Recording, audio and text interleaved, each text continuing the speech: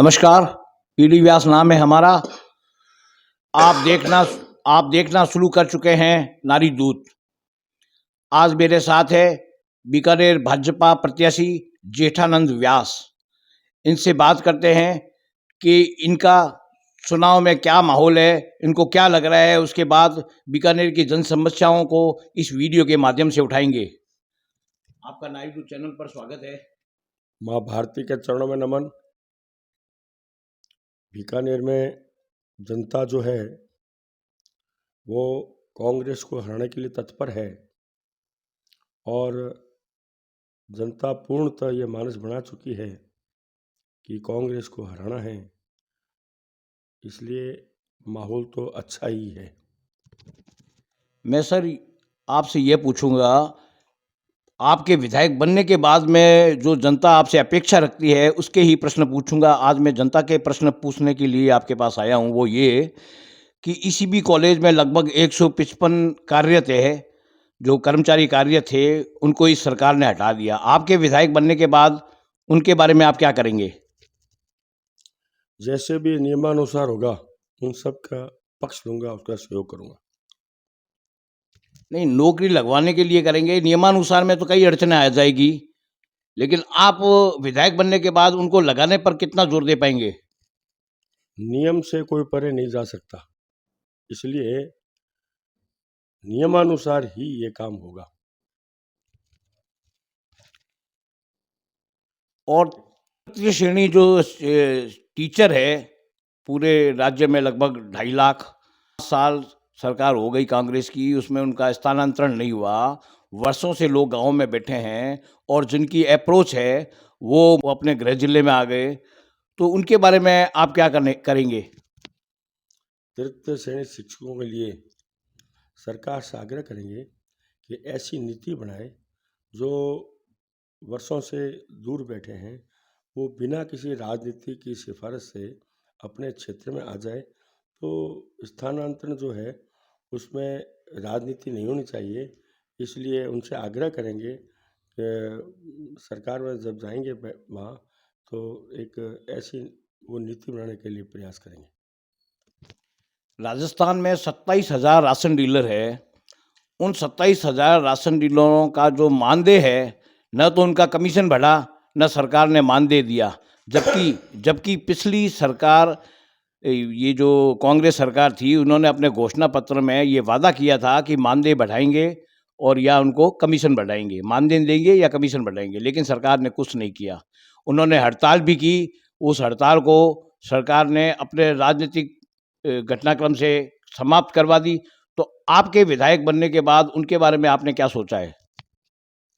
ऐसा है कि उनका मानदेय होना चाहिए या कमीशन बढ़ना चाहिए, क्योंकि महंगाई बढ़ रही है, इसलिए उनकी तरफ भी ध्यान देना चाहिए, यह बहुत ज़रूरी है। तो जैसा भी होगा मैं उनके लिए प्रयास करूँगा। राज्य सरकार ने पार्षदों का जो मानदेय है, जो मानदेय दिया जाता है, वो भी पर्याप्त नहीं है। आप क्या उनके बारे में भी कोई सरकार से बात करेंगे?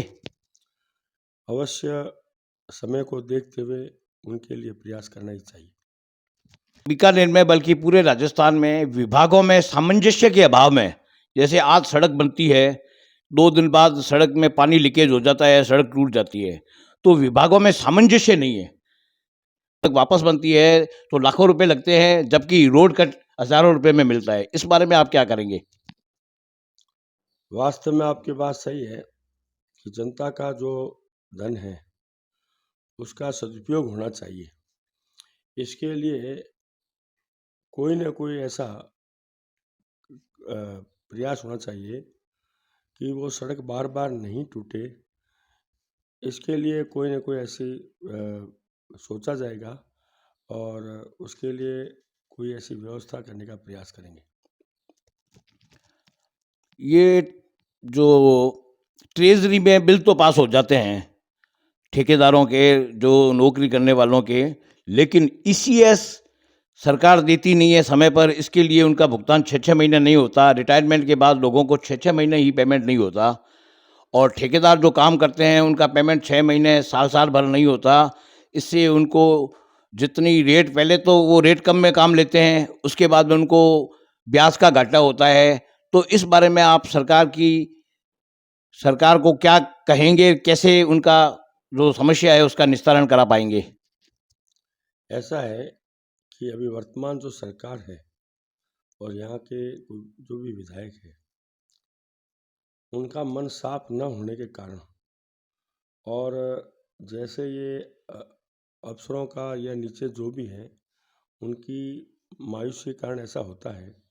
तो इसके लिए ये व्यवस्था की जाएगी कि वो ये जो जिनका भी पैसा है, उनको समय पे मिले, काम समय पे हो, यानी प्रत्येक काम समय पे होना ही चाहिए।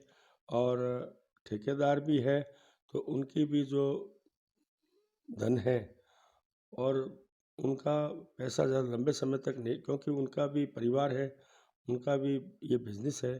तो ऐसा होता है तो फिर नुकसान होता है और नुकसान जो होता है वो ठेकेदार को नहीं, सरकार और जनता को भी होता है। इसलिए इसके लिए भी हम ऐसा विचार करेंगे और जब भी ऐसा होगा तो ठेकेदारों को भी करेंगे और अधिकारियों से कहेंगे कि नियमानुसार समय पे काम हो और समय पे ही सब कुछ हो तो थोड़ा ठीक रहता है। इसमें जनता का पैसा बर्बाद नहीं होता और सरकार का भी जो नीति है वो साफ हो जाती है। इसलिए ऐसा होना ही चाहिए और जो भी होगा वो समय पे देखा जाएगा। जैसे विधायक को एमएलए फंड जो मिलता है, यहाँ लोगों का आरोप है कि मंत्री जी ने एमएलए फंड का दुरुपयोग किया। किसी समाज को पेमेंट ज़्यादा किया, फंड ज़्यादा दिया, किसी को कम दिया। आपके विधायक बनने के बाद इस बारे में आपने क्या सोचा है? उनका समानीकरण कैसे करेंगे आप? आवश्यकता के अनुसार उनको प्रदान करेंगे फंड या अपने वोट बैंक की खातिर? विधायक कोटा जो है वो बीकानेर विकास के लिए लगना चाहिए, वोट के लिए नहीं लगना चाहिए। और जो भी है तो हम चाहते हैं कि बीकानेर आज पिछड़ा हुआ है इतने सालों बाद भी। जितने भी राजस्थान में संभाग है, सबसे पिछड़ा हुआ संभाग बीकानेर है। उसके कारण यही है कि लंबे समय तक यहाँ के जो वर्तमान में मंत्री विधायक हैं वो रहे हैं और उन्होंने कभी भी इस ओर ध्यान नहीं दिया। केवल वो अपने पद और अपने परिवार उसकी तरफ ध्यान दिया और अंत में वो अपने वोटों के लिए ध्यान दिया, बीकानेर विकास के लिए कभी ध्यान नहीं दिया। तो उसके कारण बीकानेर पिछड़ गया। तो हम बीकानेर का चौमुखी विकास करेंगे और जनता की प्रत्येक समस्या को हल करने का प्रयास करेंगे, जिससे कि बीकानेर का चौमुखी विकास हो। बीकानेर में यह देखा जाता है कि नगर निगम टेंडर करती है किसी सड़क और नाली का। वही टेंडर, वो काम होने के कुछ ही दिन बाद यूआईटी कर लेती है, टेंडर लगा देती है और काम एक ठेकेदार द्वारा किया जाता है, एक एजेंसी द्वारा किया जाता है, लेकिन दूसरी एजेंसी उसी काम को नपाकर उसका बिल उठा लेती है, जिससे सरकार को लाखों करोड़ों का घाटा होता है। वो विशेषकर राजनेताओं के आदमी द्वारा किया जाता है। तो आप इस बारे में क्या कहेंगे? ऐसा है, जैसी राजा वैसी प्रजा होती है। तो ये मंत्री जी हैं और उनके परिवार ने खूब यहाँ भ्रष्टाचारी किए और ठेकों में कमीशन लेना ये इन्होंने खूब किया है। उसके कारण ये हो रहा है, क्योंकि सबको पता है, मंत्री जी को पता है और उन बाकी अधिकारियों को पता है कि ऐसा ऐसा हो रखा है। लेकिन हम ऐसा नहीं होने देंगे, क्योंकि ये जनता का धन है और उसका दुरुपयोग नहीं होना चाहिए। इसके लिए जो सड़क एक बार जहाँ बन गई है, अगर वहीं दूसरा होता है तो वो गलत है और उसके लिए कोई न कोई ऐसा व्यवस्था, ऐसा कार्य किया जाएगा कि ऐसी गलती कोई अधिकारी, कोई विभाग नहीं करे। जैसा कि मैंने मंत्री जी को भी प्रश्न किया था कि बीकानेर में नगर निगम, यूआईटी और हॉस्पिटल भ्रष्टाचार के अड्डे बन गए हैं, तो आप भ्रष्टाचार मिटाने के लिए क्या करेंगे? जैसे हॉस्पिटल की बात करते हैं, हॉस्पिटल में 10-10 दिन जाँचें आती नहीं हैं, रोगी मर जाता है, उसके बाद उनकी जाँचें आती है, दवाइयाँ निर्धारित समय पर मिलती नहीं हैं और यूआईटी की हालात ये है कि यूआईटी में आपको कोई कागज़ रिसिप्ट लेना होता है, तो 3-3 दिन इंतज़ार करना पड़ता है और बगैर पैसे वहाँ कोई काम होता नहीं है। तो इस बारे में आप क्या कहेंगे? ऐसा है कि उन्होंने तो भ्रष्टाचारी का जाल बहुत फैला दिया है और भ्रष्टाचार जाल फैलने के कारण ऐसा हुआ है। और उनका परिवार भी क्या है कि ठेके, कमीशन इसमें खूब इंटरेस्ट लेता है। न तो मेरे परिवार में ऐसा है, न हम ऐसा करेंगे, और ऐसा कोई अधिकारी और विभाग करेगा तो उसके खिलाफ भी कार्रवाई करेंगे, क्योंकि जनता परेशान नहीं होनी चाहिए, ये हमारा पहला ध्येय रहेगा। और जनता को कैसे सुविधाएं पहुंचाएं, उसके लिए हम पूरा प्रयास करेंगे, क्योंकि जनता अगर परेशान होती है तो हमारा क्षेत्र पूरा परेशान ही है, और उसके कारण विकास भी रुकता है। इसलिए ऐसे, क्योंकि मेरे पे आज तक कोई भ्रष्टाचार का आरोप नहीं है और मैं ऐसे कार्यों के पक्ष में भी नहीं हूँ, तो ऐसे अधिकारी कोई करेगा तो उसके खिलाफ अवश्य कोई न कोई कार्रवाई की जाएगी। मंत्री जी के परिवार में बगैर सफेद शपथ के सारे मंत्री हैं।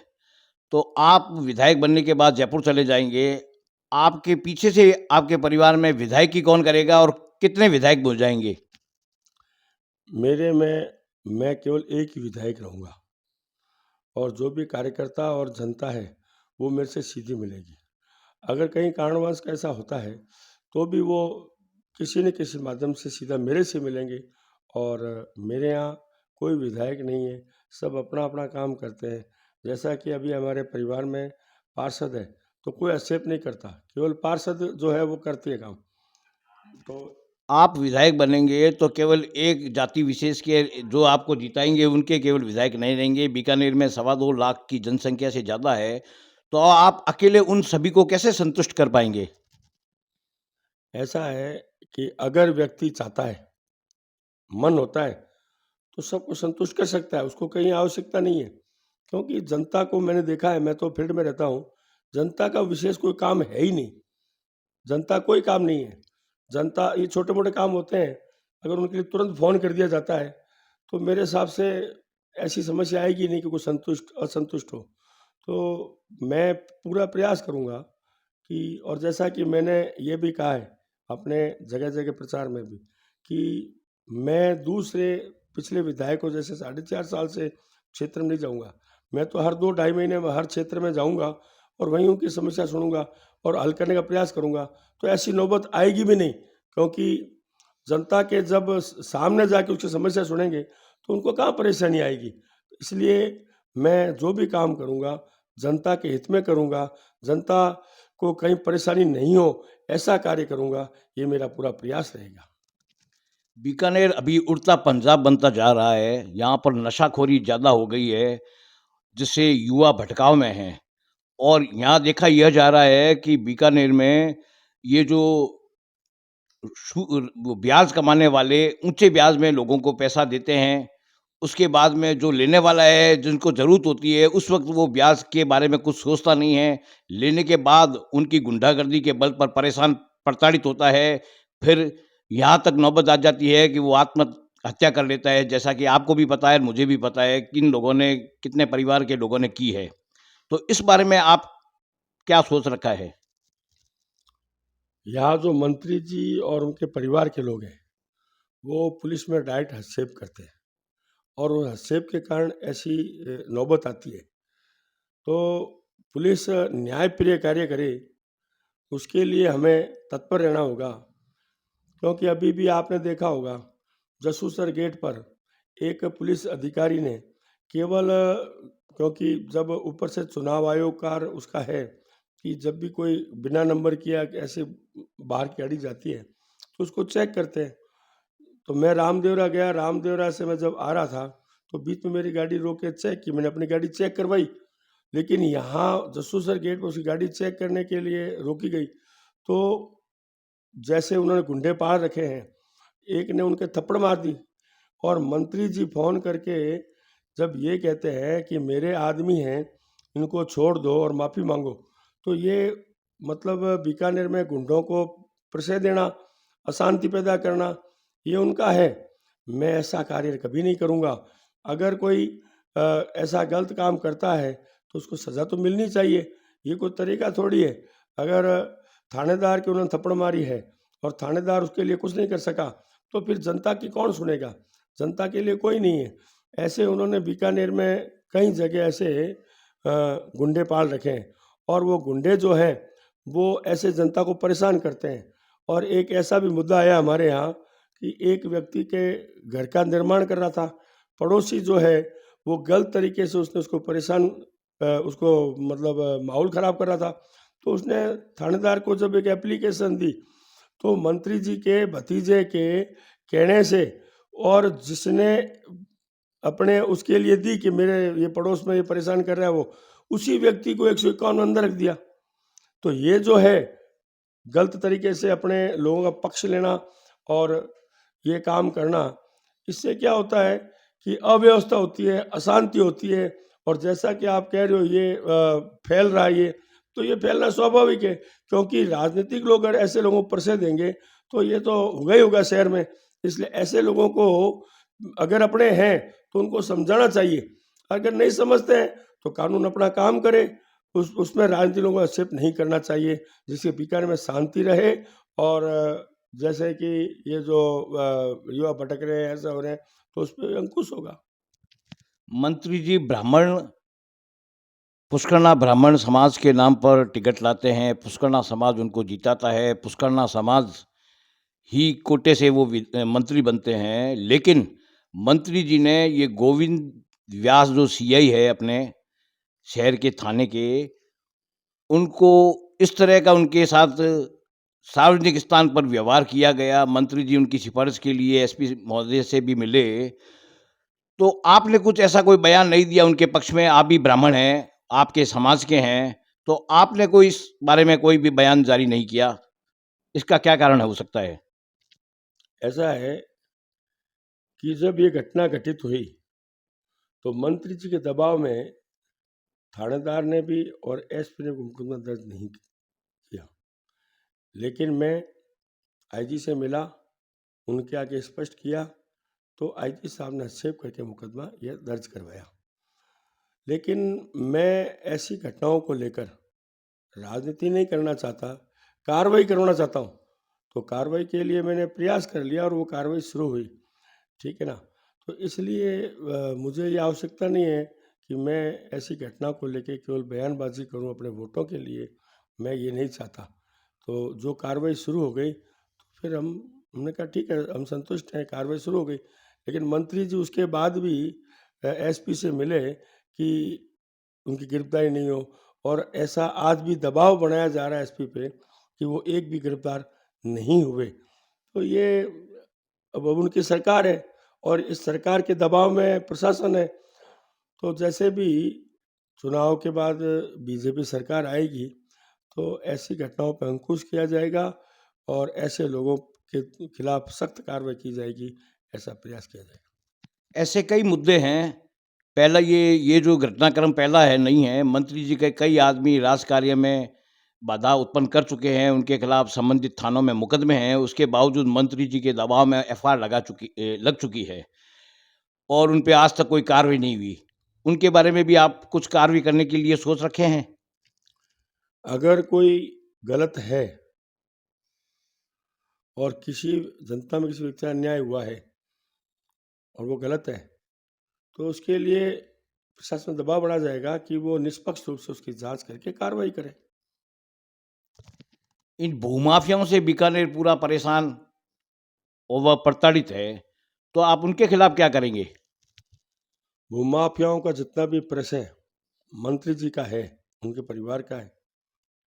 जब सरकार बदल जाएगी और जनता अगर इसको उनको हरा देगी तो स्वतः ही उन पर अंकुश हो जाएगा, क्योंकि उनको कोई परिचय देगा ही नहीं। तो स्वतः ही वो अंकुश तो होगा ही होगा, क्योंकि राजनीतिक लोग परिचय देते हैं तब उनका हौसला बुलंद होता है भूमाफियाओं का। और ऐसा कई जगह मुझे जब मैं जाता हूँ प्रचार में तो कई जगह मिला है कि मेरी ज़मीन वहाँ कब्जे कर ली, मेरा वो कर दिया। तो हम ऐसे लोगों को परिचय नहीं देंगे और जब समय बदलेगा तो स्वतः ही उन पर अंकुश लग जाएगा। मैं वापस जन समस्या के मुद्दे पर आता हूँ। बीकानेर पीबीएम में प्रशासक नियुक्त किया गया आरएएस अधिकारी, और डॉक्टरों ने अपने दबाव से उसको वापस हटा दिया, जिससे भ्रष्टाचार में वो अपने हिसाब से कर सके काम। डॉक्टर वो निरंकुश हो गए। तो आपके विधायक बनने पर इस बारे में आप कुछ करेंगे? प्रशासक नियुक्त करेंगे? ये जो डॉक्टर समय पर आते नहीं हैं, जो घर पर पैसा कमाने में लगे हुए हैं, तो इस बारे में आपने क्या सोचा है? इस पर क्या कार्रवाई की जाएगी? प्रशासक जैसे आज एडीएम सिटी बैठा है, कलेक्टर हैं, सब है, ठीक है ना, वहाँ भी अनियमितता है। तो केवल प्रशासक नियुक्त करने से भ्रष्टाचारी खत्म नहीं होगी। फिर भी थोड़ा अंकुश रहेगा, क्योंकि डॉक्टर डॉक्टर की तो मदद करेगा, लेकिन एक प्रशासक होगा, जो अधिकारी वो प्रशासनिक अधिकारी होगा, तो अपने हिसाब से काम करेगा, तो थोड़ा भय रहेगा। इसके लिए मैं आपको पूछ रहा हूँ कि आप अगर प्रशासक नियुक्त होगा और थोड़ा अनुशासन से काम करने वाला होगा, तो डॉक्टर में भय होगा और वो निर्धारित समय पर आएँगे, इससे जनता लाभान्वित होगी। इस बारे में आप क्या कहेंगे? मैं ये कह रहा हूँ, आवश्यकता होगी, हमें लगेगा तो प्रशासक भी नियुक्त होना चाहिए। लेकिन मैंने अभी भी आपको कहा, राजनीतिक लोग अगर ऐसे पैसे देने बंद कर देंगे तो डॉक्टर भी समय पे आएगा। क्योंकि स्थिति ये है कि जो अधीक्षक बैठता है या प्रिंसिपल बैठता है, ठीक है ना, उन पे भी राजनीतिक दबाव रहता है, इसलिए वो काम नहीं कर पाते, ठीक है ना।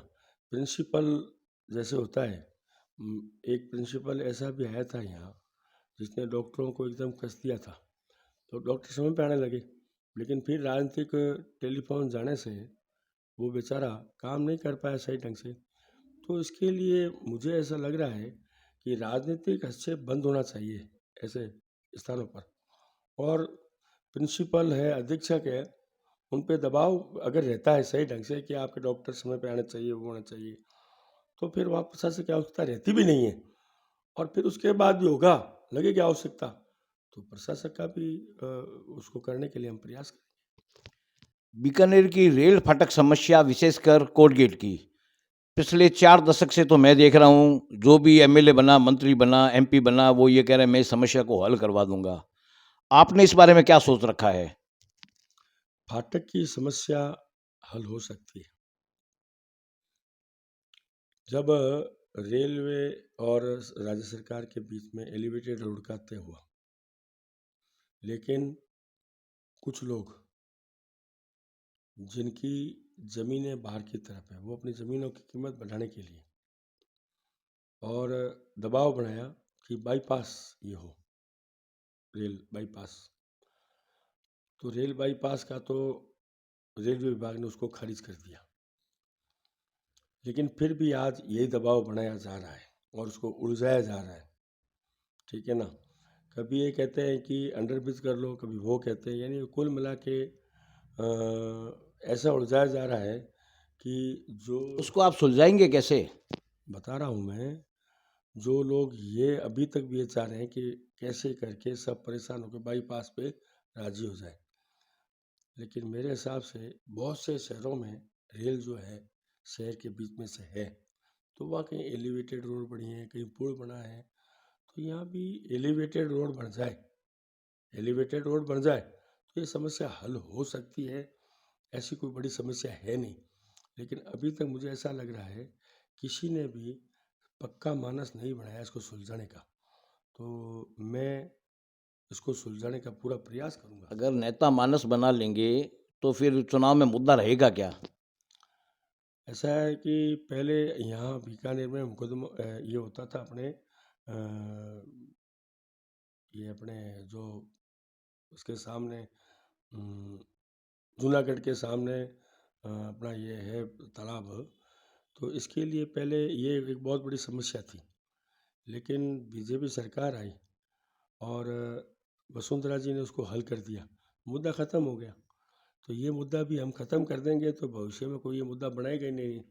नए मुद्दे बनाए, नए मुद्दे बनेंगे तब बीकानेर का विकास होगा। एक मुद्दे को लेके बैठेंगे तो बीकानेर विकास नहीं होगा। इसलिए इस मुद्दे को तुरंत सुलझाएंगे, फिर आगे दूसरा मुद्दा देखेंगे, क्योंकि हमें तो बीकानेर का विकास करना है, हमें केवल उलझाना नहीं है किसी को।